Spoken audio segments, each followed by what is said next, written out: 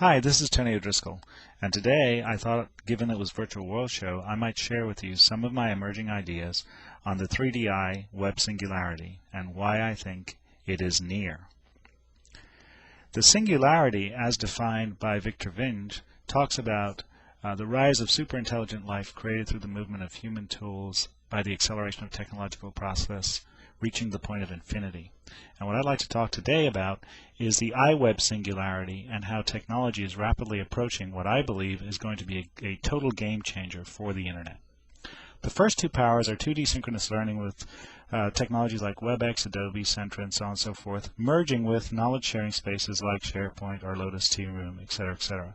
What we're seeing, at least with my students, is they spend their time between Yahoo groups and Illuminate, and what they really want is networked virtual spaces that interact between these two or that integrate the two, and I think Microsoft has a good opportunity here. The next one is Web 2.0 technologies, which have completely taken off. Blogs and wikis are the most recognizable.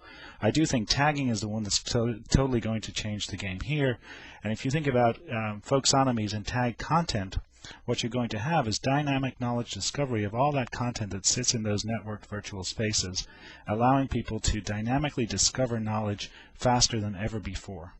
The next one in the special sauce here is virtual world technologies. Second Life and IBM made a big announcement today, Protosphere being the key player in the corporate context. And what that's doing is taking all this collaboration into the third dimension.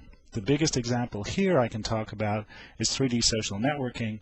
When at Virtual Worlds 2, when people were mentioning the idea of integrating 3D worlds with Facebook, we saw it within the space of an afternoon. The 3D social networking emerged. MySpace is called MySpace for a reason. It's not my page, it's MySpace, and it will become a 3D space.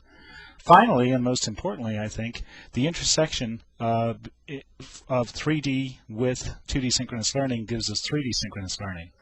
Put them all together, and what you have is an immersive, interactive, immediate, and intuitive web, one that we've never seen before, where people have the power to work in a cognosphere, an environment where they just do what they do. All of the background technology falls away, it becomes an immersive web, and we're back to the singularity. Hope you enjoyed it. Catch you next time. All the best. Bye.